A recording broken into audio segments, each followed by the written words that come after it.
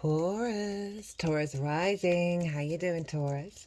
This is your reading for the Mars retrograde in the sign of Leo and Cancer. Hello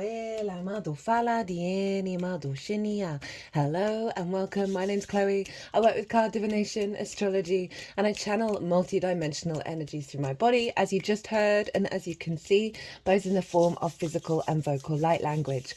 All of this is going to happen throughout the reading, and it's going to be bringing in healing, attunement, and activation codes to the messages that come through. Now,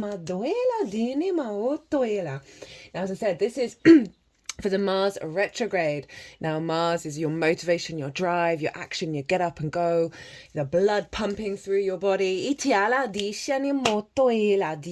also conflict, drama, competition, and frustration, because Mars traditionally is the god of war, but I also see Mars as our personal building, the way that we build in the 3D from a very personal point of view. Very independent Mars is. Mars loves a job to do, and currently its job to do is to realign your instincts, right? What's guided you in terms of your motivation, your drive, your will. Mars retrogrades the least out of all of the planets. It's every 2 years. And this is quite a big transit. And so I've done a 2-part series. They're already out. They were the first videos out for this transit, where I've broken down Mars, retrogrades, Leo, Cancer, the combination. What does this all mean in terms of the bigger picture, right? Sort of the collective energy.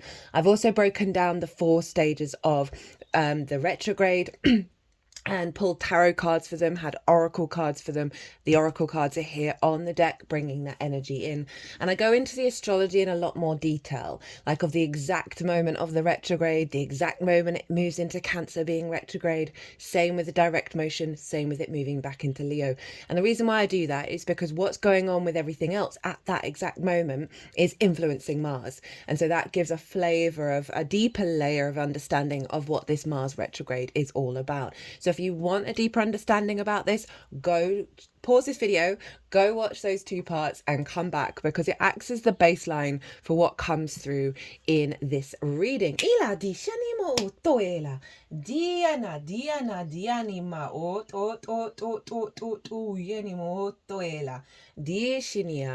So I read for the rising signs. So for those of you who don't have Taurus in the first house, look to the house that it does fall in. Look to the themes of that house, and you want to apply those themes along with all the other meaning you've got going on in the Taurus, say your Sun, Moon, Mars, to what comes through in this reading, because it will be as if that if that Taurus energy, wherever it falls in your natal chart, has now energetically moved to the first house. So the astrology for the rising sign will still link in. You've just got to add on your natal chart meaning on top of it. As always, take what resonates, leave what doesn't. For example, I've got Taurus in the 10th, and I've got my North Node there and Black Moon Lilith. So I'd apply the themes of the 10th house, as well as the meaning behind the North Node and Black Moon Lilith, to the messages that come through in this reading. So that's just a little example. As I said at the beginning, I'm not going to be going into the astrology in a lot of detail. I'm going to be talking about the houses Mars is going to be moving through. And I'm also going to give you some tips of how to look at your own natal chart to see if there are other layers of what's going on here, right? And I'll talk about them throughout the reading. And that just gives you a deeper understanding, because Mars is the personal planet, like your personal motivation. This is so big. And the fact that it's happening in Leo and Cancer, ruled by the Moon and the Sun, the 2 luminaries, which are also very significant, is just wild to me. It's also, last year we had Venus and Mercury retrograde in Leo, and so now the final personal planet is also having a retrograde. So this is a real big recalibration around, that central Sun energy. Leo rules the heart as well, that fixed fire within us, right? That power to instinctively be driven and keep going in this incarnation. Atom. Right, before I get into the weeds of the astrology, I'll let you know what's going on with the tarot. So there's going to be 3 different piles on this selenite. I'm going to be shuffling while I'm talking about the astrology. The first pile is going to be 3 cards, and this is going to represent the intention of this transit, the overall intention. For one card, what's going on with Leo or what's going on with Cancer. So that's pile 1. Pile 2 is going to be the challenges. There's going to be 4 cards there, 2 cards for Leo, 2 cards for Cancer, 1 highlighting the challenge, 2 how to work with it. There's a retrograde, right? So there's always challenges, but challenges they may feel a little bit weird at the time, they may not feel very comfortable at the time, but trust and believe they are simply tools to get you to go deeper into yourself and really figure out who are you, right, with these challenges. And with the retrograde, we're going over territory 3 times, right? We've already done the first loop when it was direct and in the shadow phase, and now we've got 2 more times of going over it, of revisiting, revising, recalibrating, right, and the themes of where Mars will be in Leo and Cancer, and I'm going to talk about some of the bigger themes as well. And so often there can be delays and setbacks. Mars, as I said, is your get up and go, so you might just find yourself slowing down, right? Like certain things that you want to put into action, there may be delays with that, and just trust that we haven't got all the answers yet. So it's better that we don't go steaming ahead, rushing ahead, which is more yang energy. It's better that we wait and we allow things to unfold. As I said, I see retrogrades as very yin. They observe. What you really want to do in this transit is observe your actions, right? Observe what's going on with your motivation. Observe your drive and your instincts. Because that's going to really help you really understand, okay, what is going on internally and how is it showing up externally. Because retrogrades have this capacity of looking to the past, because they're going back over old territory. And one of the core themes with this, in terms of the Leo Cancer energy, is Leo is ruled by the sun. This is our conscious will, our purpose, our animation, our divine light, right? Our light body. And the moon is our unconscious, our emotional body, our intuition, whether our needs are being met or not. How do we give and receive nourishment? So Mars, through our actions and our deeds and our motivation, is trying to clear out old wounds that have stopped our motivation from truly coming from ourselves, right? Stopped our instincts and our drive that have been blocked by social conditioning, collective conditioning, and individual conditioning. So Mars is really going to be highlighting those old paradigms, and that's why you want to observe what's going on, because you can, if you go through the observation process, you start to really clock, oh, why did I do that? That didn't feel like me, but you still did it, right? You still had that impulse to do it. And that's a tool from the universe to let you know, oh, that's something you want to look at. That's something you might want to think about and go into the weeds about. And the retrogrades are perfect for this. And so we've got the alignment. We're going to have the alignment after this retrograde of the sun and the moon, right? Of our unconscious and our conscious energy coming together, right? Our purpose and our intuition that's guiding that ituela that is going to fall and flow through into Mars, right? Of your motivation, your drive and action that's coming from your frequency.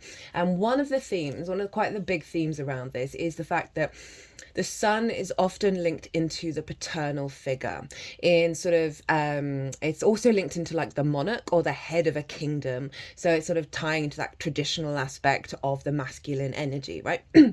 Of something that has an authority over you. And the moon is very strongly linked into the maternal energy, the mother. Neither of these things are sex specific. We have these energies within us, right? We have a blend of this. And so we're working with this Mars energy of the wounds of the parental figures, right? Of certain things that get imprinted into us in our early years that we then go and recreate out in the world. It's also linked into the ancestors, because Mars is spending all of its Leo energy opposite Pluto, and the end degrees of Cancer, it will also be opposite Pluto, and Pluto rules the dead. So there's a lot of stuff around, 1, the paternal figures, and 2, the ancestors, of things that we're holding on to that aren't ours, that have blocked our motivation. Say you had a paternal figure in your life that was like, you can never do that, you'll never amount to anything, or a maternal energy, and I'm using the stereotypes here because there's a reason why they're stereotypes. I know we're evolving beyond these, but there's still these sort of core elements within us, at the very least collectively, of the smothering energy of the maternal. Right? You may have seen parental figures not get on, or there may be a sort of abandonment issues, or whatever it is, a sense of neglect, all of these things that may have stopped you from having the get up and go that's truly yours, or you've had to follow in certain footsteps and that's not what you wanted to do. Mars is helping realign this, and so these wounds are likely to come up during these transits, right? I've certainly still be, it's in Leo at the moment, so it is that sort of sun energy. My father's Pluto is on my sun so it's really doubling down on it, and like in the lead up to the retrograde, oh my god, a core wound got seriously activated when I think I've done years of working through it, and then it just went doosh, and it's I'm just glad I know about astrology, because otherwise I'd be like, what the F is going on here? But all of that is just coming to the surface to sort of help you go, okay, no, that's not me. How do I want to now work with it now? So this is pretty huge. And as I said, Mars very independent. It wants you to move through the world from your own frequency. I see Uranus as a higher octane of Mars, as well as Mercury. And Uranus and Mars are very, very, very independent, and they really, really want you to be free, right? So that's some real core energy that's showing up with this, and so you can then apply that to what's going to come through in the rest of the reading. So my lovely Taurus risings, I hadn't even finished the piles. So the challenges, right? We just get challenges generally. We get more challenges with retrogrades because we're very impatient as a species, and when things slow down, when we're called not to be go, we can get a little bit like, what is going on? Is it all over? So the third pile is how this is manifesting moving forwards, having gone through this big cycle. By the way, all the dates and all the degrees and all the decks that I use are in the description box. So you might want to go jot down when Mars is shifting, and that's going to give like some clear movement in the energy. It's for you to like be an observation on that day. Okay, my lovely Taurus risings, where on earth is this being activated? Well, it's in the sign of Leo. That is a fellow fixed sign. It is square your Taurus energy.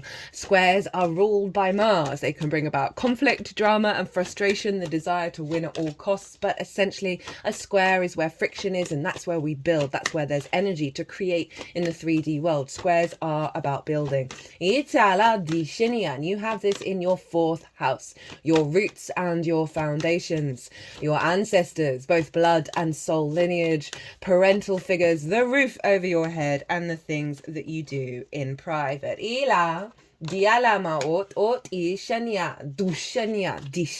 So you've got the doubling down on the parental figures and the ancestors, my lovely Tauruses.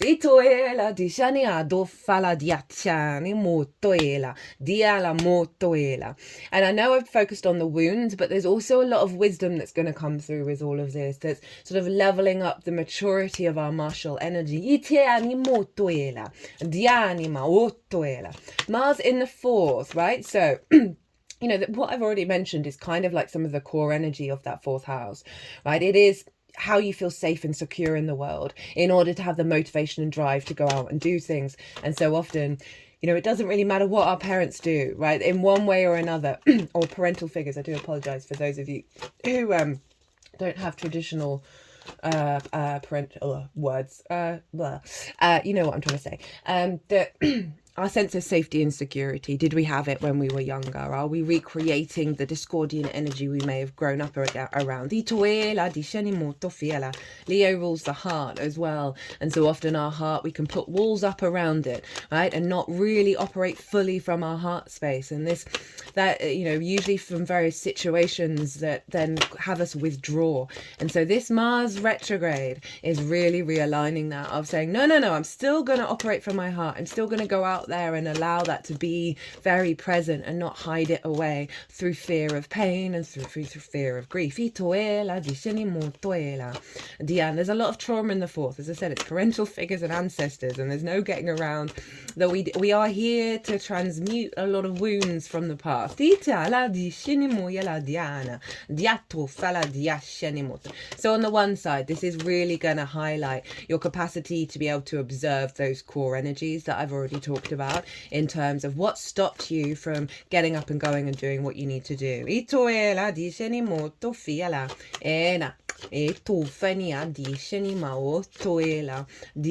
particular around that kind of yang energy of the paternal.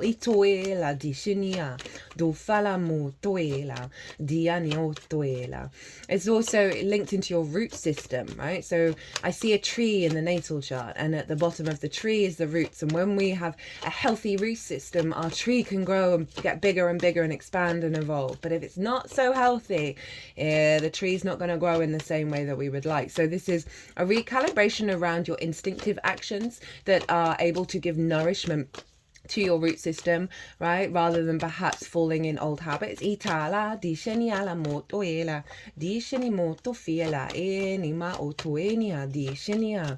Mars is really going to help you, one, look at where that's blocked, look at where your motivation isn't quite in alignment, all of those things that I said. And it's also going to highlight where you're headed, right? So where you've got energy, where you've got a lightness of being, where you're feeling in an alignment via your heart.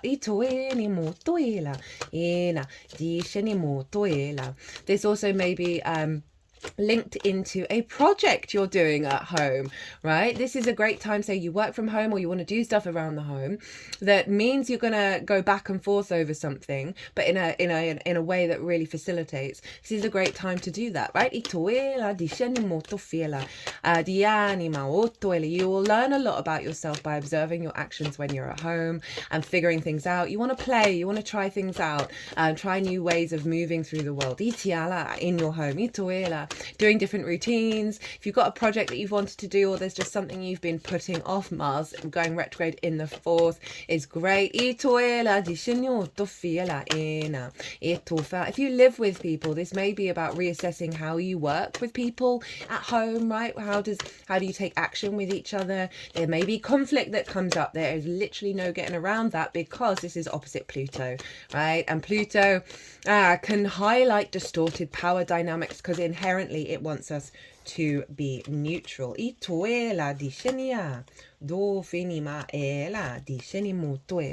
it's about the cycles of life, death and rebirth, and we really struggle as a species to be at peace with that.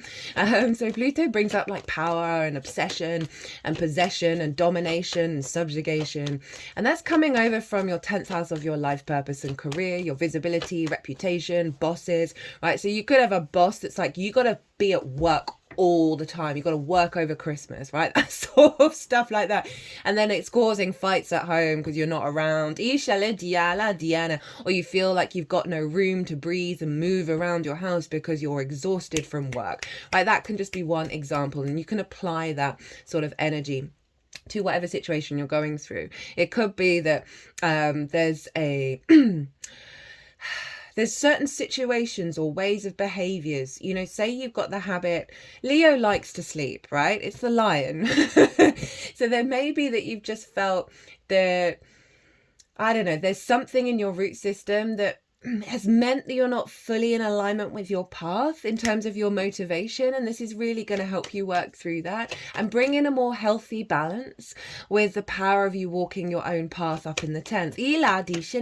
Also the whole thing that I said about parental figures, of like stopping your motivation and drive in terms of you following your own path in the 10th. Mars is really going to help with that. But as I said, strong Ishanima, too many cards, thank you. Strong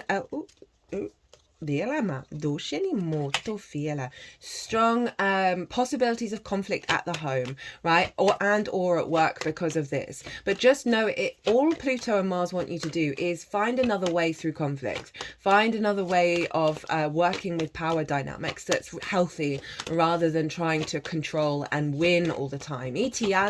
Where can you compromise? I know that sounds odd for a Pluto Mars opposition, but that is the way forward. Operate from your heart with the intention of egalitarian energy. That is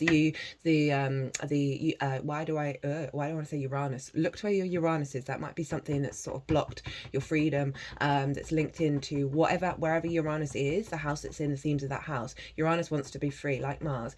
There may be something to do with the parental figures / ancestors that is blocked at, and Uranus is like, hey, look over here, look at me, thank you. But the Aquarius and the Leo energy, itoela di anima, that's how to work with it. Itoela di animoela di shinimotofala. For some of you, this is about planning the next level of a commitment, right, with somebody that you work with. Relationship, right? Of elevating your home, wanting to move in together, that's part of your life path. Itiala di shani alama ut yanima di shani amado etanimo tufala itianima. Yeah, so this is some big shifts, and it's in your 4th house, which is an angular house. Angular houses are 1st, 4th, 7th and 10th, and obviously Pluto's up in your career. You're going through such a big shift around what is your life path. Itiala di shani alama otoela diatiani motoela dianima otoeshania. That these are powerful houses. These are big shifts. Inima doela motofiela. Right, so I've talked about the paternal energy, but the sun rules Leo. So the transits of the sun right now are influencing what's going on with Mars, because the ruler of a sign is always influencing it. So the sun is currently in Sagittarius, Diana, and that's over in your 8th house of the outside world's resources. So this could be about mortgages and perhaps a delay in a mortgage, right? And that's hindered your actions, or like wanting or maybe getting some inheritance in order to do up the house. I mean, these are very sort of practical energies. Ito of the 8th, Ito, because it's the outside world's resources and it's your interaction with them. And so, as I said, mortgages, loans, taxes, debt that's owed to you, debt that you owe, working with the resources of the outside world in a project, bonuses, commissions, one-off chunks of resources, and as I said, inheritance, both 3D and cosmic inheritance.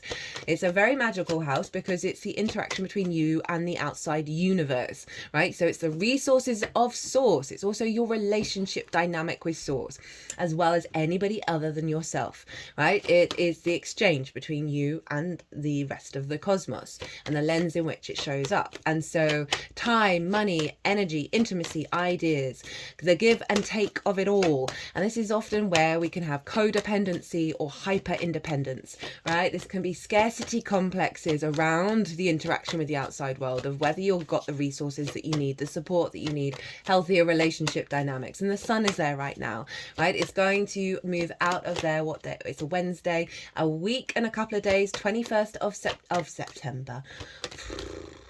Might want to look to the autumn equinox that we just had at the beginning of Libra, that something may have been activated there.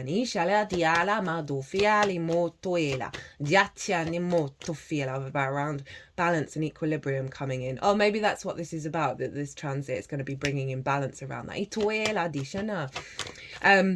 What was I going to say? Yeah, it's so it's till the 21st of September that we're going to have some illumination around relationship dynamics. And obviously we learn our love languages in our early years when we're running around in unconscious realm, like our brain's in the unconscious mode until the age of 7. So we're basically, everything that's going on around us is downloading into our unconscious and then governing us as we move forward. So I get a little bit frustrated at parents who, when their kids are like 0 to 2 or 3, they're like, oh, it doesn't really matter what they do, they're not going to remember any of it. They're picking up on absolutely everything. A small baby is in its emotional body. Every emotion the people that it lives with are having, that baby's picking up on.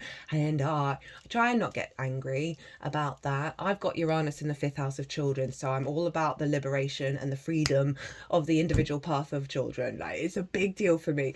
And I love doing astrology for parents, for their kids, and also for young kids, because I think it's one of the most important tools that helps break people out of so much confusion and so much misreading of the situation. Anyway,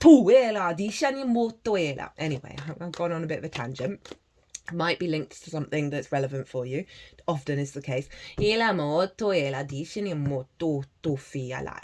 Anyway, we learn our love languages from the people around us, and so that then shows up in our relationship with everything other than ourselves, as well as our relationship with ourselves, right? So it's not just romance, which can lead to these things. So that's really powerful that the sun has been activating a clarity around that, right? And that's infusing into Mars in the fourth of helping recalibrate those wounds and those discordant energy that stopped you from operating from your own agenda and your own frequency. It's then going to move into the sign of Capricorn of the sun, and it's going to be the Capricorn solstice. For me, it's the new year. In the northern hemisphere, it's when the days start getting longer here. It's the new year for the sun anyway, and the earth. And we have Capricorn in your ninth house of perspectives, right? So this is how you map yourself out in the world, in the universe, right? And how your morals, your ethics, your philosophies, your connection to book, religion, source, nature, science, all of those matrices that are bigger than you, that you know you're a part of, and you're trying to figure out what do they mean to you and how do you want to move through the world. It's about mastering of something. It's also about teaching, so it's about sharing perspectives. So the sun, the ninth house is the sun's most favorite place to be. So this is really powerful for you, my lovely Tauruses, a real sense of vision about how you perceive the world, with having seen shifts around relationship dynamics. As I said, that eighth house, we can have scarcity complexes of not seeing the abundance. We can have insecurities and worries and fears around codependency, or you're hyper independent and you're rejecting any kind of interaction, which is not healthy either. Those perspectives, the sun is really going to give you some clarity about where those perspectives have been governed by other people that have nothing to do with you. It's going to be coming to the forefront. And as I said, watch what your actions are doing. Watch what if you kick off, if you explode and get a bit hot-headed, why? Always pull back with a retrograde and go, what's going on? As I said, Mars, it's going to be two sides of the same coin. Mars is also going to show you where you're headed and what's the truth of your actions. And your motivation. We often know that when we're blocked, right? When we're restricted.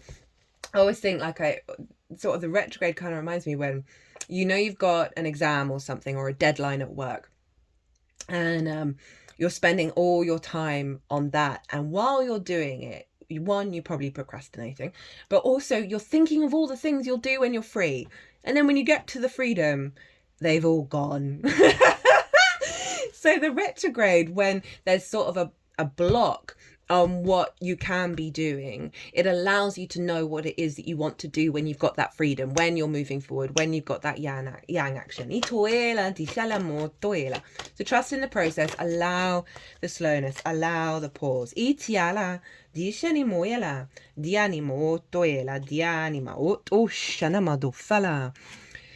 Look to where your sun is in your natal chart. Because where your sun is always governing what's going on in Leo. So for example, I've got my sun in the second house in the sign of Virgo. And so the themes of the second house, i.e. my skills and tools, my resources, how I value myself, what do I value, is always going to be influencing the Leo energy. So wherever your sun is and the themes of that house, and also the lens of that sign, is going to be influencing and adding another layer on what I'm talking about here to how Mars is showing up and what Mars's agenda is. If you want to get further into the weeds of the astrology, for example, my sun's in Virgo. So I'd want to look to where Mercury is, because Mercury rules Virgo, because Mercury will be influencing my sun and therefore influencing what's going on in Leo. I happen to have Mercury in Leo. So they're in each other's realms. So the buck stops energetically between these two. So my sun and Mercury, Leo and Virgo, first and second house, are governing what's going on with Mars. So for example, say you have your sun in Leo. Nothing else is influencing it. It's going to be very fourth house topics energy.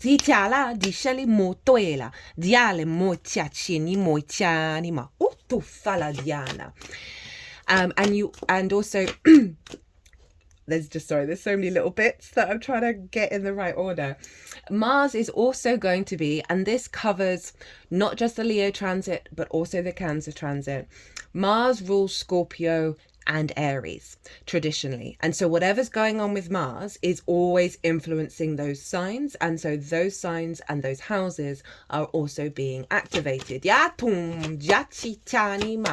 So Mars is influencing Scorpio, which for you is in the 7th house, right? The house of the other. This is one-on-one important relationships in your life. This can be business partners, one-on-one clients, your therapist, intimate friends, longer-term committed romantic relationships, because it's linked into marriages, because this house is about contracts. When it's like really important energy, right? You both step up to the plate, you kind of make a deal with each other and you stick to it, right? Ideally. It's also your relationship with source. So, you know, I talked a lot about moving in with people, doing renovation, figuring out, okay, do I want to live with somebody? That could be a really important thing. Maybe you spent a lot of time, you know, wanting it to just be you in the household, and now you're like, oh, I think I could live with someone now, because you're clearing out some energy. That, you know, all sorts of things around the other. Mars is upgrading, right? So there's a heightened level of the capacity to take action and caretake and work together in the home. That could be moving in with a friend. That could be having a stronger relationship with a business partner, or a new relationship with a business partner coming in, where you're now working from home, working on a project, you're working together, and that's really cool, right? You know, all that kind of thing. And we also, again, love languages that we learn that we then show up in the 7th. Mars is helping work through that, as well as your relationship with source as well. So the themes of Scorpio are going to be at play here, and also what Mars is doing in both Leo and Cancer is going to be upgrading that Scorpio energy, and also the Aries energy. And you've got Aries in the 12th house. This is the unconscious spaces, the hidden house, the house of mysteries, right? Things going on behind the scenes. In those unconscious spaces can be trauma responses and limiting beliefs, which is why we get depression, anxiety, loss, grief, and isolation in the 12th. All of that good stuff. Underneath it is the magic of your soul, and that is the cosmic joke of the universe, to put your power up, your soul power up, your magic underneath all of that. And it's basically the universe going, hey guys, can you do some inner work, please? And so it's things going on behind the scenes as well. Aries energy being activated. And I love this, because remember, everything from that 4th, the ancestral stuff, when you're really young, your parental figures gets imprinted over in your unconscious. And so that's bringing in that 12th of like elevating and moving beyond that, right? And standing in your power, standing in your strength.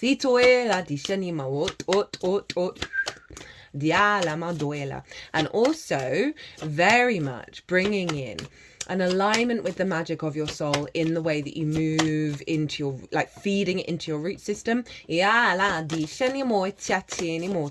Strengthening your confidence, strengthening your independence, to be able to roam in the way that you would like to, right? The Sagittarius new moon, what was going on in that new moon, the energy in the astrology was very much imprinted into the beginning of this retrograde cycle. And essentially, in a nutshell, the core message of that new moon was, we are unfolding over the next 6 months to be confident in roaming in our own way as we move in this incarnation that isn't based on the collective, social and individual norms, particularly linked to productivity. Diala. Okay, they wanted another card for you from this deck. Itiala madoshanema. Dianimoyala. Ishanimo tofiala. So that really ties into a lot of the astrology that's already coming up in your reading, my lovely Tauruses. Right, you want to also look to where your natal Mars is, right? And same with the Sun. Whatever house it's in, the themes of that house, right? The sign that it's in is going to be playing a role in what's going on with the transiting Mars, because they are the same Mars, by the way, FYI. I'll give an example of my chart. I have Mars in Leo. So it's just double down, Mars in Leo, Mars in Leo, Mars in Leo. But again, my Sun's in Virgo, so it's the same as the Sun. that then it goes back to Mercury and the Sun again, governing what's going on with Mars and Leo.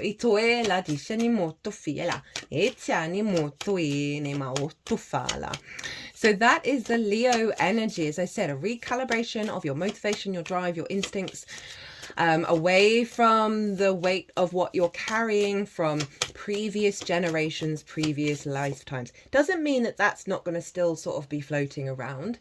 It's just how you're not going to be influenced by it in the same way. You're probably still going to do a lot of healing work as you move forward in your life, because we always are. But you are doing it in your own way, and you're more in your own power, right? It's not going to distort you. Your instincts being aligned with your vision, your clarity, right? Your animation, your divine light of the sun. Your heart, the motivations of your heart being more liberated.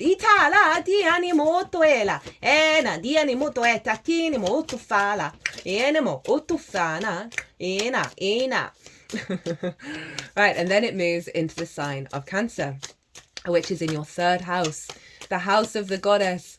I love this house. For me, this house is like the gateway to bringing source into your life, to bringing all of the good stuff into your life, because it's where you bring your big picture philosophies, when I was talking about Capricorn, which is the house of the gods, into your day-to-day, right? How do you bring your meaning, your philosophies, your resonance with the universe into your day-to-day, into the little things, into the washing up, into the walk to the shop?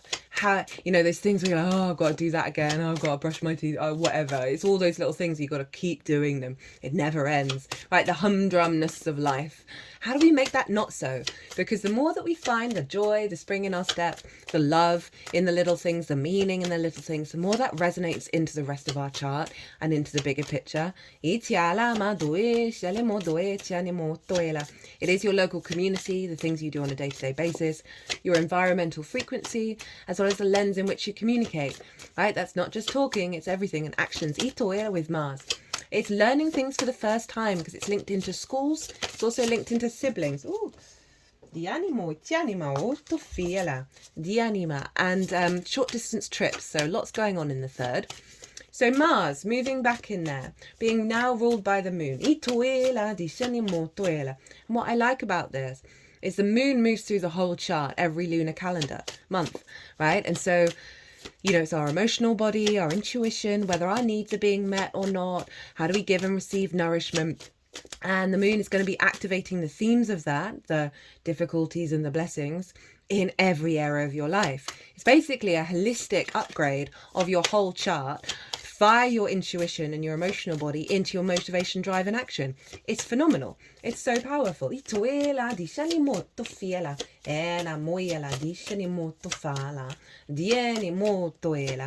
Mars moving into the third. Ooh, no, still wanting to, no. Just going to pause for a second, my loves. Sorry about that, Taurus, but I just felt really compelled to get up and go deal with the washing and drink a lot of water. And my lips, because it's really cold here, my lips were getting a little bit tight, and I make face cream. So I slathered my face with face cream. And it was a really strong urge that I've been practicing really following my instincts at all times. And it's been quite interesting doing all these readings where there's been a lot going on before the reading and lots of stuff happening in the readings that are a bit disruptive, but they're kind of highlighting the energy that needs to come through, where you've got to prioritize yourself in taking care of yourself in the little things, right? When we can be very I can see Pluto over in the 10th, sort of bringing in some disruption of like over prioritizing certain things. That means you're not doing the self-care. You're not allowing yourself to be in your flow state in that sort of more domestic zone of the day-to-day. And so Mars in the third is really going to help slow you down and get you into a space where you're able to to energize that frequency and tend to yourself and find that resonance. And while I was doing all of those things, I felt very serene. I felt very calm. It felt like I was being incredibly tender to my own existence. I just put my right hand over my heart space. Very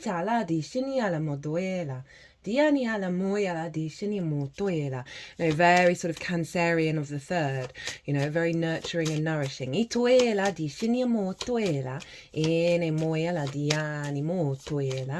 So the themes of what Mars is going to be helping you work through with this. There we go. Final oracle card to pull, and then we carry on. So schools and siblings. In our early years, again, so it's sort of doubling. We've done the parental figures, and now like kids can be cruel. Like someone may have said to you when you were 4, 5, 6, whatever age, and gone, you're doing something weird.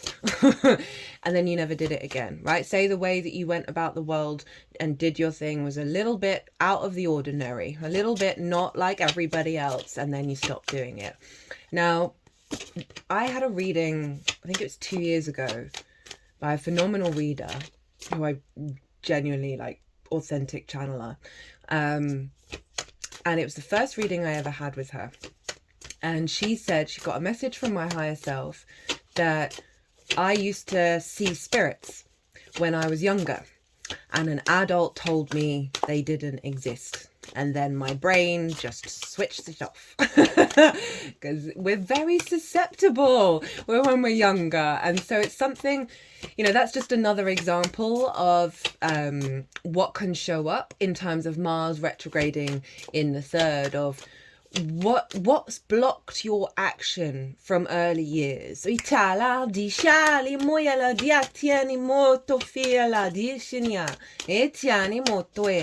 mean, that's more of the sort of magical reality side of it, but so often that's also coming, there's a lot of our magic gets blocked off in those early years from the more conventional traditional energy that surrounds us. And my mum was a hippie, well, hippie-ish.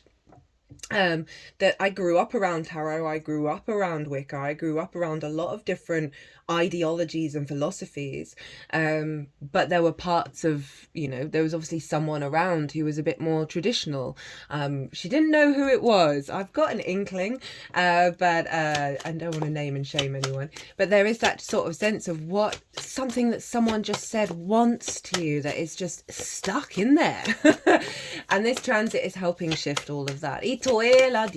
Siblings, right? Not everybody gets on with their siblings in the early years. That, again, like this sense of impingement on how you move through the world and how you take action. Maybe lots of fights with siblings. That have sort of run over into relationship dynamics where you always feel like you're in competition, when really we want to be in a space of neutrality, because that's where the magic comes from. We're never denying our emotional responses though. The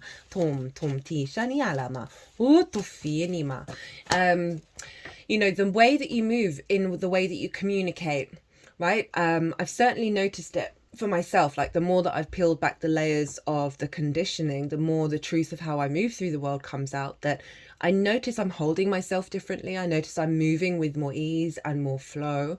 Whereas before, sometimes I'd be in situations and my whole body would be so awkward and just be like, and the same with the voice as well.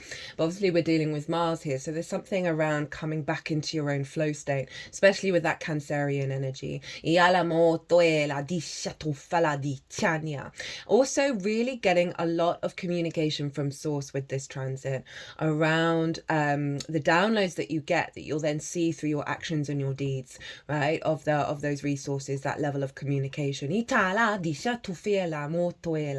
may be that you're doing a project that you're then trying to put into practice on the day-to-day when you're at home. This is a great time to do something like that, whatever that may be.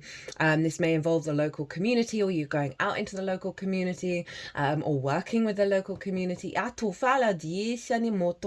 whatever your local community is, right? It doesn't have to be in the physical environment. It can be in other spheres as well. You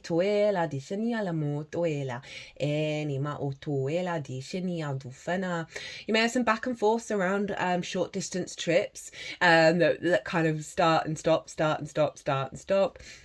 You may just want to go and explore a bit more, and then you'll learn about yourself and find out more things about your roots and where you come from. It might be that you go to like where your parents grew up, or parental figures, or great whatever for your ancestry, right? You suddenly decide, I'm going to go on a trip and I'm going to go do that.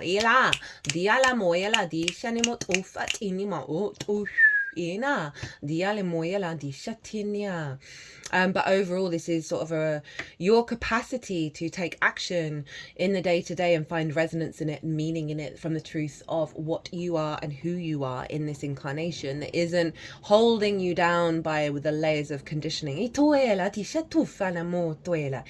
in the same with the sun and Mars, you want to look to where your moon is in your natal chart, because that moon is always influencing the sign of Cancer. I've got my moon in the 7th, so the themes of the 7th are always coming up with every lunation and with every transit in the sign of Cancer. And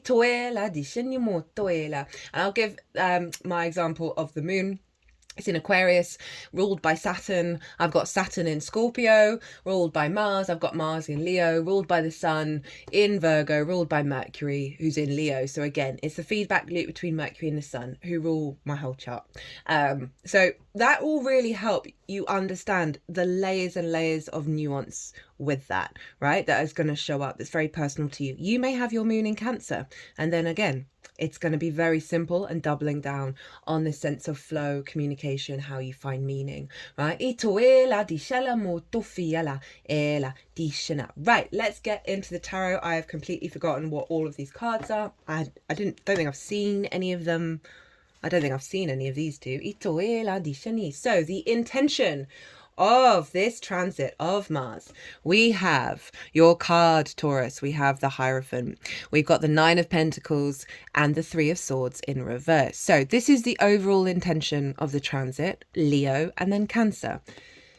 So Taurus, this is all about you and your journey in this incarnation and your embodied wisdom, right? This is the Pope, who is the mouthpiece of God, as the Catholics say so.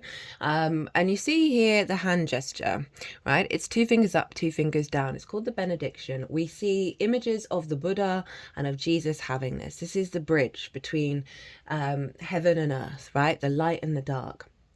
And how it's acknowledging the polarity and duality of the universe, right? And sometimes we've got to go through some troubles in order to really know who we are and how to embody that. At least that's what we're going through currently, given that we were born into denser frequencies. This is your first house, your Taurus energy, your embodiment of self. The awareness of we all have that sort of difficulties in the 4th, right? And we're overcoming them. This transit is getting you, back to how you want to be, how you have experienced and what wisdom you have gained from this. There's a real sense of commitment to the earthly plane and bringing that source energy, bringing your enlightenment, bringing your awareness into your realm. Yanama, this is pretty damn powerful to have as the overall energy of like how you find meaning in your day-to-day and your root system being strong. I'm just thinking of Pluto up in the 10th of your life purpose and your career, right? Visibility and reputation, and it's opposing Mars for most of this transit. And so there's a real sense of what you're going through with this transit is recalibrating you in a way where you're seen with more authority. Or where you're taking yourself more seriously, you're feeling more mature and more in your own power, as a conduit, as a co-creator.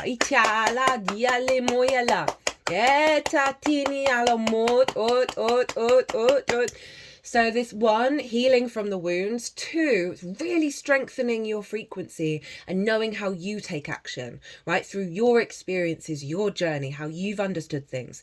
And it's so woof, and it is strong and firm and independent. Itala, dishani motoela, authentic. Ala, diali moela, dishani atani mo ot. Yana. For the Leo part, the overall intention of this transit is the Nine of Pentacles. She's been showing up a lot. And this is the independence and our ability to create from that power, right? So this figure knows what they need to do in order to bring about a holistic life. Happy home, happy work, happy self, happy other. Abundance all round. Knowing when to say yes, knowing when to say no, knowing what to focus on, knowing what it's bringing, thinking long term. So I love this at your root system. Also, look, they're hanging out in their garden. They're having a nice time. Rather than being burnt out at work, there's space for all of these things. And so again, it's getting you back to your capacity to build from your agenda and your agenda only. And when I say that, it's not about not co-creating. It's not about not working with others, engaging in their ideas and perspectives, collaborating. No. It's about doing it from your frequency and not from the expectations of the outside world. So this is super powerful for the fourth, right? Of being able to facilitate your life in a holistic way. Really strong roots that is about creating from a place of abundance.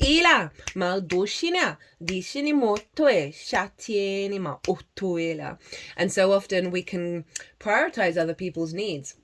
We can give and give from our cup, not from our saucer. We want to give from a place of abundance, and and when we give from our saucer, we're giving from the overflow, which is from abundance, rather than from lack when we're giving from our cup. And so many of us feel so much guilt about saying no to somebody, right? And so, but sometimes we need that self-care. Sometimes we've got to stop running around and we've got to slow down and we've got to prioritize the self-care for ourselves in order to top up our momentum, to top up our motivation, our passions and our drives, in order to then have the energy to give, knowing that we are full. For the Cancer energy, Three of Swords in reverse, this has also been showing up for a lot of the signs. Leo rules the heart. I know this is for the Cancer energy, but they are interlinked. Of the swords falling away, that have blocked you from finding that meaning, finding that resonance, communicating from love, right? In that third house, the wounds of the third house. As I said, this can be schools, this can be siblings, right? This can be blocks around the way that you communicate because perhaps your parental figures didn't hear you, didn't see you, took up all the light. And it's just made you shrink a little bit. Now, even though it's the heart, it's not just linked into romance. That can be part of it. Right? But it's about anything that's blocked your heart's frequency, any words, spells, perceptions, constructs, limiting beliefs, all of that stuff that's kept that heart not beating at its fullest strength. And it's allowing your heart to find the resonance, to find the meaning, to find the power in your existence, and communicating from the heart, communicating from a place of truth, from a place of love. In terms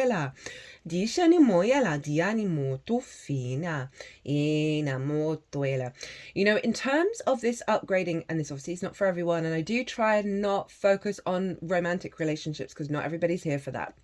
Right, with it upgrading the 7th and the 12th, right, I really see with those cards is being able to stand very firmly within yourself, the Hierophant, make healthy decisions with the other, and have healthy conversations and interactions in those relationships. And again, doesn't have to be romantic, but for those of you who may feel like that's been out of balance, Mars is really going to help with that, and just generally help with that in general. Generally. Okay, so the challenge and how to work with it. For the Leo energy, we have the Page of Swords. Sorry, it's because I put them down in the wrong order. No, even though this one, I think, because I remember. Okay. Diana. Okay. No. Sorry, I'm recording this on Wednesday, which is Mercury's day, and Mercury's in Sagittarius and retrograde at the moment, so I'm going to blame it on that. And this happens to be Mercury in Sagittarius, so perhaps why there's a switcheroo. So the Page of Swords in reverse. Now, the Page of Swords in the upright is very objective, looking to the past from an objective point of view, present in the moment, but facing towards the future, propelling towards the future. It's a time traveler, a timeline cruncher. This is our capacity to look to the past, understand what's happened, how it's affected us now, and then for us to really work out how we want to move forward, right? This isn't the Five of Cups that's looking back at the past with grief and regret. This is our capacity to observe and understand and process and recalculate, timeline crunch, shift timelines in order to recalibrate to the present and then move into the future in a way that's in alignment. It's blocked. This also can represent how your voice may not have been heard or as a child, because pages are youthful. Itala di shania la moyala diatia tieni moto fiela etiani motoela, and wounds around that, right? And also healing and being able to heal from the past. So these are some challenges. There may be some discordant conversations that happen during this transit, right? You just may be reflecting on the wounds of the past and getting a bit stuck in it, right? Because these are both communication cards, and the Eight of Wands is Mercury in Sagittarius, and this is all about alignment. This is wanting you to get in alignment with your voice. Itala, Taurus rules the throat. Itoela di via the heart. See that fire? Itoela di shatiania ena. And obviously, Sagittarius is those relationship dynamics. So it's wanting you to reflect without losing your objectivity about why certain patterns are in your life, why either externally and internally. Itoela di moto fiela. And the way through it is to find an alignment in the truth of what you want to communicate, right? And how you're expressing yourself. And this can be, as I say, with expressing yourself to yourself or with the people around you, certain relationship dynamics. I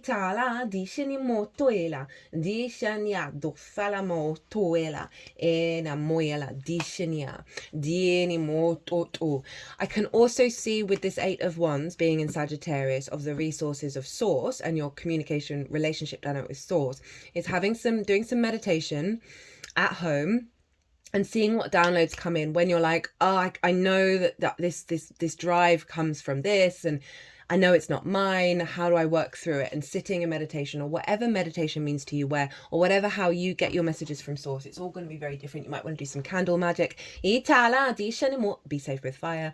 Can be a really good way to get that alignment in, get those messages in. Opening up the communication portals.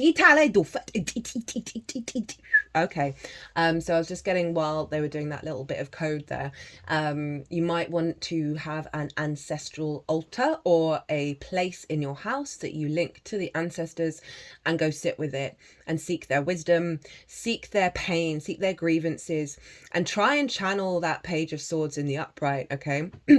Of looking at it objectively. It's not about taking the energy on. You've probably already got it already, but like not taking it on even more, but allowing the flow of information to move through you. So often when I get the Eight of Wands, for me, is it came up, I got a thing with this card where around a full moon, and full moons can bring up triggers, and I had a huge trigger. It was about a year ago that was so reflective of very painful situations, but I wasn't triggered in the situation. I could see, oh, here's another cycle, but it didn't bother me in the way that it would have done in the past. And I felt at peace in my body. And so I set the intention with the Eight of Swords, the Eight of Wands, because they're like arrows. They're moving really fast. I sat down in meditation and I said, any resonance of the previous cycles that's linked into what's just happened, where there's energy in my body that still feels the pain, still feels the trauma, still feels the grief, still can't look at the past in that way, can't touch it, it's too painful. And I called that Eight of Wands to draw out that energy while I sat in a state of calm and neutrality of the current situation that was mimicking the old ones, and allow the flow of that energy to move out of me. So that you may want to do things like that when this is coming up, when you're like, this is too painful. Sit with this Eight of Wands and call on the help of your ancestors and yourself to bring that out, because you can bring out the ancestral pain that way as well, even if you've got no idea what it is.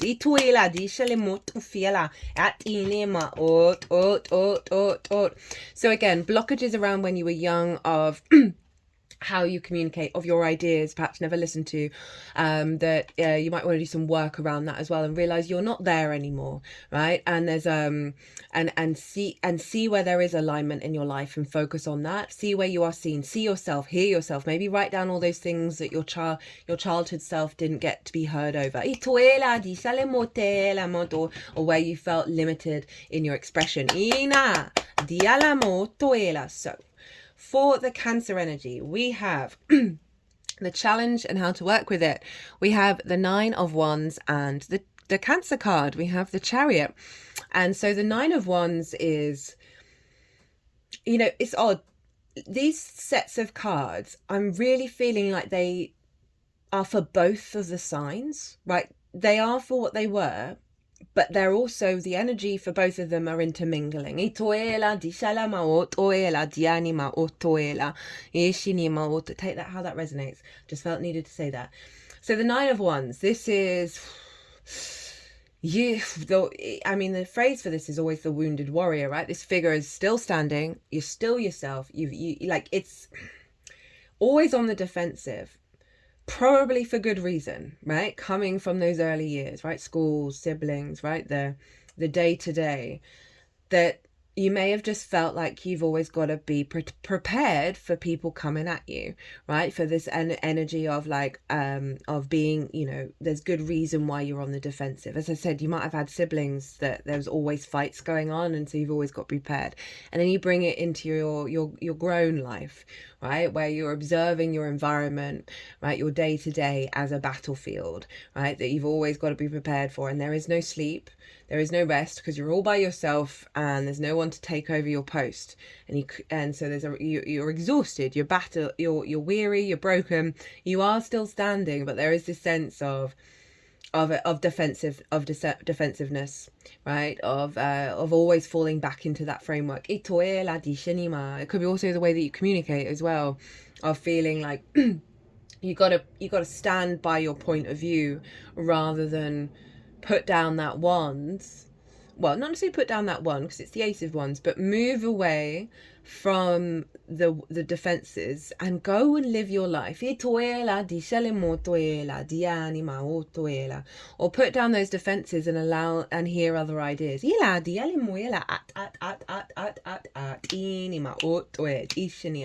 But an overall theme with this is just genuinely not finding that meaning, not finding that resonance, because you're exhausted, because you're seeing everything as from a fear mindset, from a danger zone.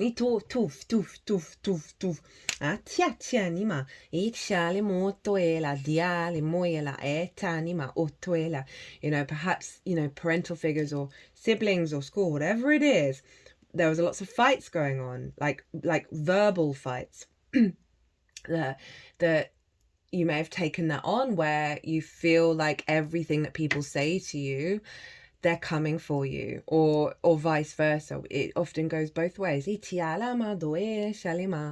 we've got the Chariot, and this, as I said, is the Cancer card, and it's telling you to look at the world in a different way, to try and move in a different way. The Chariot understands that everything that's happened to them is a resource for them to move through the world from a place of victory. Right? It's a real perspective shift.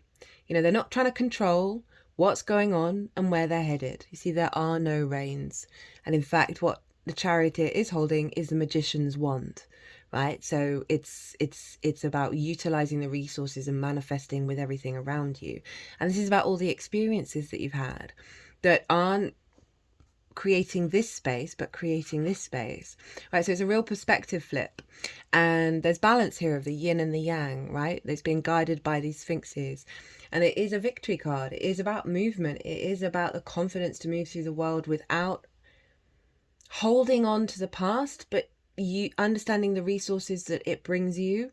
It's not about, it's about moving forwards rather than looking backwards, right? Looking to the danger. Right, the chariot knows it's able to deal with that. It doesn't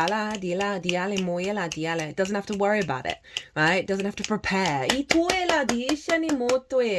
this is saying go out and find other ways of moving around the world. Let go of the control, let go of the fear, and try and find ways of enjoying your environment, enjoying your day to day, enjoying the little things, enjoying the way that you communicate, and understand the wounds and the pains that you have suffered, probably for very good reason, are actually serving your full embodiment. Because remember, we have the Hierophant. And this is all about, the bridge between, the light and the dark. That leads to embodied wisdom. So it's very much a perspective shift going on here. And it's not surprising because Jupiter and Mercury are governing basically half of the transit. And I talk about which parts of the transit in the 2-part series. So that's all our perspectives and how we communicate. And then and how that influences the way that we move through the world. The chariot is also very independent. It also knows that it has its shell on it. It knows that it has its strength with it, right? But it doesn't need to focus on that entirely. There are other things at play. We have the lingam and the yoni, and the wings of spirit comes from the lovers, right? They're wearing the crown of the empress and the moons of the high priestess. So there's a lot of different facets of self coming through. That it's calling you, maybe do some movement.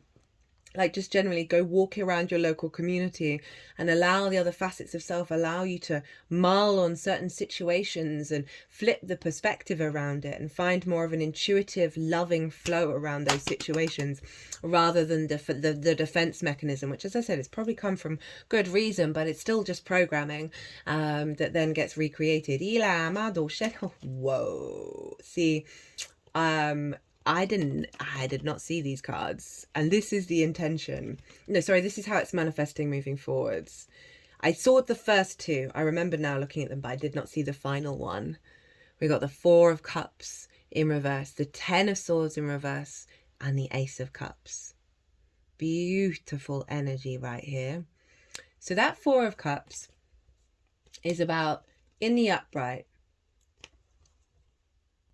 apologies, Taurus, I have to pause for a second. So the 4 of Cups in the upright is kind of like comparison is the thief of joy, right? Kind of stagnant energy, crossed arms, crossed legs. So seeing the happy flow, the celebrations, the abundance, hanging out with people, having a good time.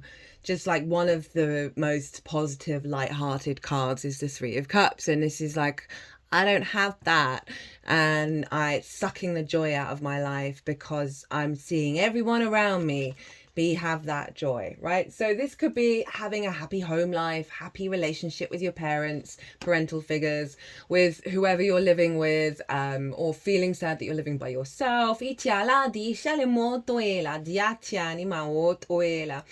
is also like a core wound with the ancestors as well, right? When we don't celebrate other people, right, it's hard to, when you're feeling, oh, I want that too, we're not celebrating ourselves at the same time, right? It's a hard one to get out of, the 4 of Cups. The comparison is the thief of joy, because we're trained to compare and therefore diminish our own value because of what the whole world is doing. It's in reverse, and I love this. This is sort of a moving out of depression, a heaviness, a stagnation, of perhaps seeing the world in a way that is then diminishing how you move. And that can come from, as I said, like perhaps reflecting on early years and seeing other people having, a really happy home, and you're just like, well, I didn't have that. Like, this is, and it doesn't have to be as severe as that. It can be any of the sort of lowercase t traumas as well as big case t traumas that we've experienced that we're still kind of holding on to, right? Even though we may be grown at various levels of our incarnation. It's like the old stories, right?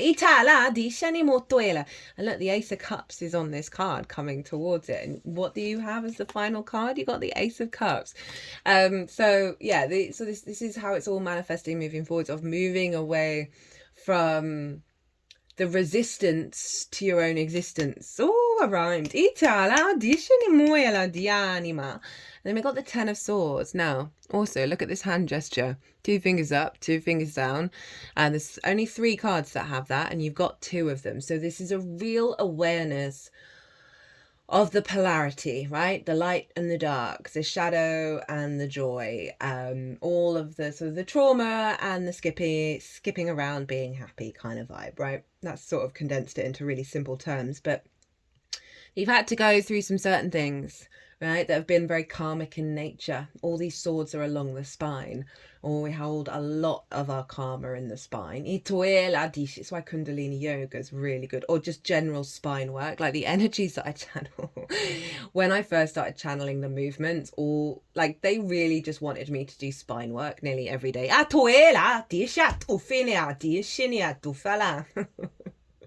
They just said, and do you listen to us? No, you don't.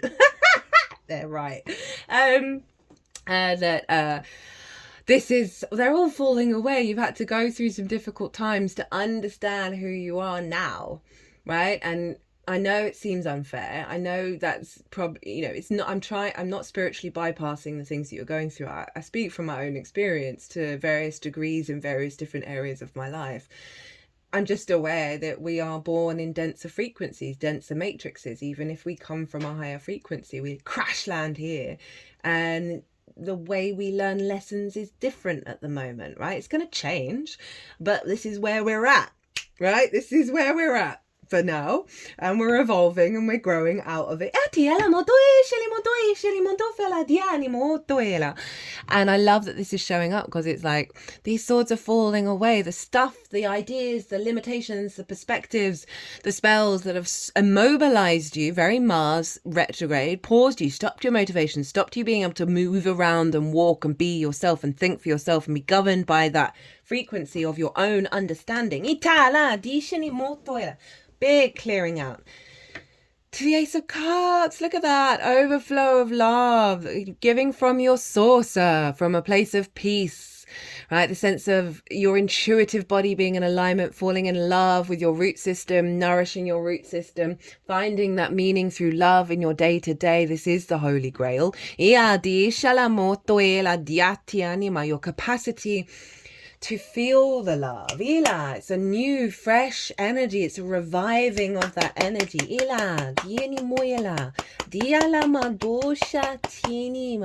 So a release of pain of what may or may not have been in your life, a release of the limiting beliefs that have stopped you being truly who you are, that's leading to this beautiful Ace of Cups, a renewal of your water body, of your emotions, of your intuition, and allowing you to flow from a place of peace, from a place of imagination and creativity, and from a place of love. At the bottom of the deck, we have the King of Swords, clarity of who you are and what you want, and being able to take action on it. This is Aquarius. This is your 10th house of your life path and your career. So this is suggesting that what's going on with Mars is getting you in alignment with that. You see those butterflies on the throne. It represents that the king has gone through a transformation and come out the other side and knows their own mind. Right, oracle cards. This is probably my longest reading to date. 1 hour, 11 minutes and 44 seconds as I look at the clock. Dishini. So this is from a oracle deck called What We've Forgotten by Amy Miranda. And this card is what we're being reminded of in this retrograde, right? What is re-reminded of within ourselves. And you have medicine, snakes and ladders. Snakes are long-standing allies of transformation itself. They appear in all natural and primary spiritualities and have been symbols of growth and rebirth since we could carve them, often associated with both healing and magic. 2 snakes form part of the caduceus, or the staff of Thoth. The caduceus is still used today as a symbol of modern medicine. To quote from a magical story at the Red Sea, Creator said to Moses, "Raise your staff and stretch out your hand over the sea." A rod, a wand, the same staff that was described to have produced water from a rock. transformed into a snake and back. Staff to a snake. Snake medicine is healing medicine. It is transformation, miraculous growth, and transmutation. Transmutation is part of what makes spiritual transformation possible. Medicine is how we transform poison into power. When a snake sheds its skin, it's because it has outgrown it. What might you have outgrown or be in the process of shedding? What parts of your life or self that you might have viewed as negative or poison can be transformed into the medicine? That's kind of the Hierophant. There's a lot of stuff here that this is saying, hey, trust the process. You are shedding your skin that no longer serves you. And whatever pain you've gone through, you're transmuting that into power. Itiala, especially with this. That's then, right, transmuting it into power, right? To be yourself, to step into your strength. I think when I had this card, I was talking a lot about that because this is all about you, Taurus, that Hierophant. So you're remembering that there is medicine where there has been pain, and that, you know, this is the outcome, which kind of implies that they're in the upright. So, and transmuting it into medicine. And what is the strongest medicine? Love. Oh, that's reminded me. They did a study with bunny rabbits. They fed one group. Well, they fed both groups. Like the worst kind of food, high in fat, salt, sugars, all of the processed stuff, all of the junk that our body's like, what have you done to me? And they ignored one group and they gave love to the other group. The group that got ignored, diabetes, cancer, all of the problems we get from eating too much of that stuff, right? The group that was loved, who ate the same stuff, completely fine. It's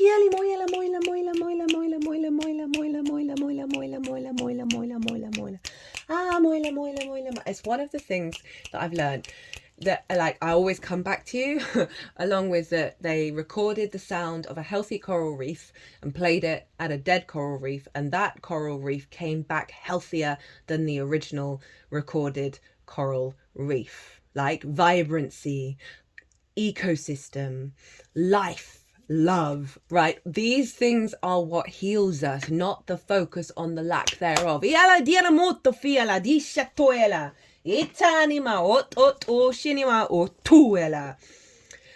Right, yeah. Words, lots of stuff. Allow yourself some stillness. This retrograde is definitely about allowing that pause. Allowing your body, your movement to be still. Allow things to digest. And allow things to process. It's never about hiding from any of the emotions you may feel about what may come up during this transit. I've just got a tickle in my throat. I'm going to have to pause for a second.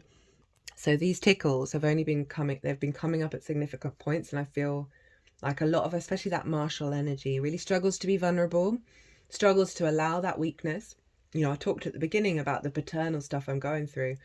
I found myself crying quite a lot over the weekend.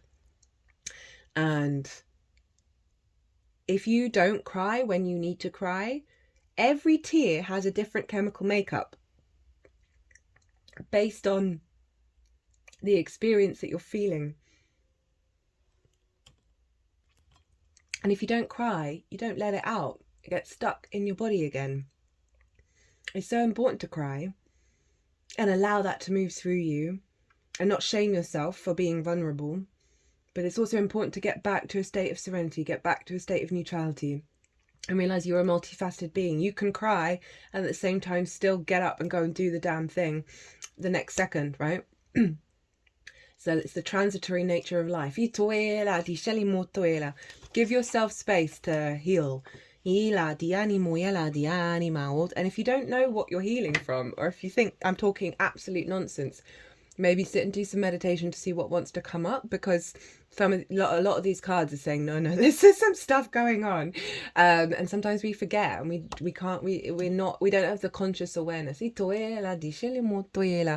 Okay, next up, we have the Animal Spirit, the Wild Unknown Animal Spirit Oracle by Kim Krans.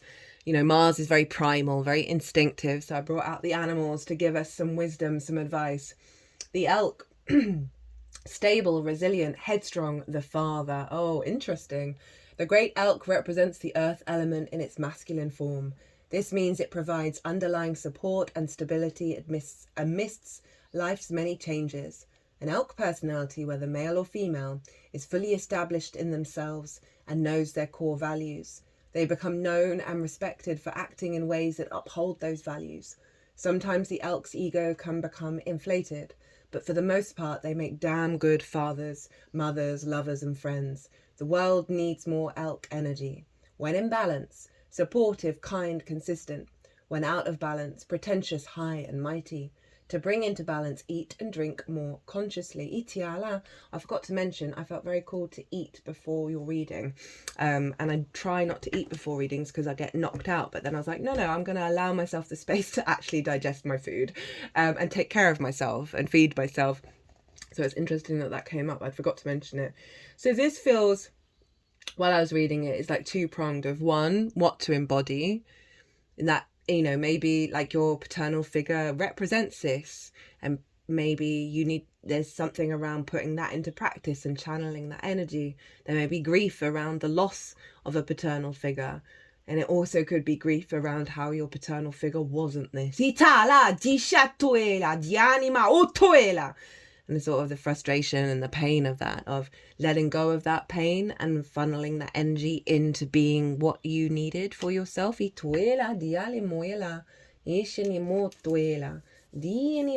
That's pretty damn powerful.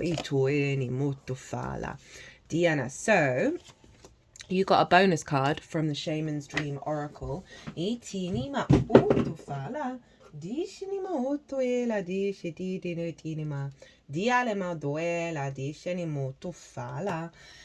So the card that came out was the Fool's Embrace, Transmuting Pain, which is very appropriate for nearly all of this reading. And then the other card, when I cut the deck, was the Cosmic Womb, the Divine Feminine. And I've had these cards a few times, so since having this deck, and I'm aware of what's coming through, and it's so on the money, it's ridiculous. Okay, so this is kind of like letting us know what the journey's going to be and how to work with it. Transmuting pain, allowing life to love you, the experience of both and. The pain of life is sometimes unbearable. When we're in it, we think that pain, that loss, that betrayal will always be woven through our continuity of existence. We're kept hostage by the way we identify with the pain and what we make it mean. If we let it, it becomes etched into us like a tattoo. No matter where on the spectrum of pain you find yourself now, whether it be mild disappointment or searing loss, it's time to make peace with it, befriend it rather than resisting it, running from it or judging it as bad or unfair or hostile. Can you see the gift that is here? Surrender to the Fool's Embrace, allowing the truth to envelop you in love and compassion. What if you could learn something amazing from this? What is truly yours will not pass you by. Something better and perfect for you is waiting elsewhere. If you could come to terms with the liberation and freedom inherent in loss, your broken heart might open you up to a greater sense of humanity and compassion. As in the narrative of the tarot, the Fool will be at the beginning of your life's adventures and at the end when you've integrated all the wisdom you've accumulated along the journey. He will never let you down or lie to you. He will, however, teach you how to revel in both the beauty and the desperation of life. Both and, this and that, will always be true. Remember, the pearl can't be created without the gritty sands causing discomfort and acting as a catalyst in the oyster. Your pearl is discovered in radical acceptance that everything has value. All is well now and will be well. Remember that today as you feel the Fool's Embrace. Now, that's quite fascinating. That's genuinely summed up the whole message of this reading. And I'd completely, like, my brain memory dumps really quickly. So as I was, even though I'd shuffled them and I'd seen this, I'd completely forgotten about it. And it's just quite interesting how many of the things that I was saying, and also with the Elk card and then talking about the grief, oh, just beautiful. They really have been summing up all the readings. It's blown my tiny little mind. And it sort of really ties into that Four of Cups, the Ten of Swords, the Nine of Wands, the Page of Swords in reverse, that sort of block, the pain that we can hold on to and not be able to hold on to it while still holding on to something else at the same time. Remember, the two fingers up, the two fingers down, that is the bridge. That's the this and that. The awareness of the polarity and working with that.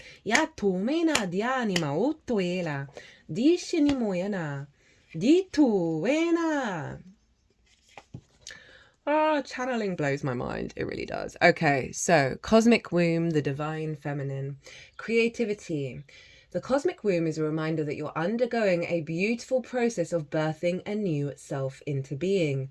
You don't know who or what it is yet, but you know it's full of life and love and passion and spirit. Hello, Ace of Cups. It's the perfect expression of you, imbued with love incarnate and ignited by the vital spark received from the divine. If you've had a difficult time in recent memory, feeling dry and stagnant or lost and unsupported, this is changing right now. You will feel newly inspired as so many ideas beckon for your attention. Know that you're safe to explore the expression of your rejuvenated creativity, releasing all judgment as your curiosity is piqued. You're in the most fertile cycle of your life right now, intuitively keen with heart wide open, mindful that each step in the direction of your dreams and desires is effortlessly supported by all the divine helpers in the unseen realm. So through this process, you are being held in the womb of the Great Mother, right? Of the cosmic wound. And that is infusing this love within you as you go through this process, that when you come out the other side, everything is just going to start, the momentum is just going to go, go, go, go, go, having gone through all of this. Okay, right, final oracle card. This is from Rainbow Brain Skull. And it's my current new favorite oracle deck. It was given to me as an early Christmas present around the time of the Scorpio new moon. Hello. Hello, the death card. Show up. Oh, I've got the wrong page. That's the second time that's happened today. As I said, Mercury's day, Mercury's retrograde. You seem acutely aware of the good in the cosmos. Demonstrate what you know and share what you've learned. Many people will benefit from hearing it. I really like this as sort of an end card of everything, rather than the withdrawal of that Four of Cups, the Nine of Wands of being on the defensive, the lack of your voice of that Page of Swords in reverse, right? Rather than the withdrawal, the hiding of the true self. It's saying, no, everything that you're going through with this, it's going to get you to really see the good in the world, the love in the world. And then it's for you to go up into the world and bring it to the forefront. I'm just wanting to look at the bottom of the deck as well. We've got out, argue, bad narrative, and head. I love the imagery of this card so much. If you argue for your limitations, you will be allowed to keep them. Both sides can always be argued. Defend the future you wish for. Whether you believe you can or believe that you can't, you're right. Again, getting out of the limiting beliefs of the old paradigms. Focus on the frequency that you want to see around you, that you want to embody. Think of that elk energy, right? You're in the cosmic womb in this transit of that's working through the pain and not recreating it. And this is one of the most powerful readings I've done so far. Like, it's so archetypal, it's ridiculous. Remember that Three of Swords is in reverse, right? Your card is shown up, the Nine of Pentacles, allowing you to create a holistic, happy life, right?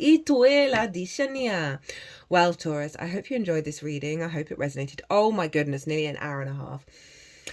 If it did, hit that like button. Leave me a comment. Let me know what's going on. I love to hear from you. It brings me so much joy. If you want a personal reading, perhaps to dive a little bit deeper into this or anything else, my website is everywhere. If you want to pay by PayPal, email me directly. Otherwise, book through my website.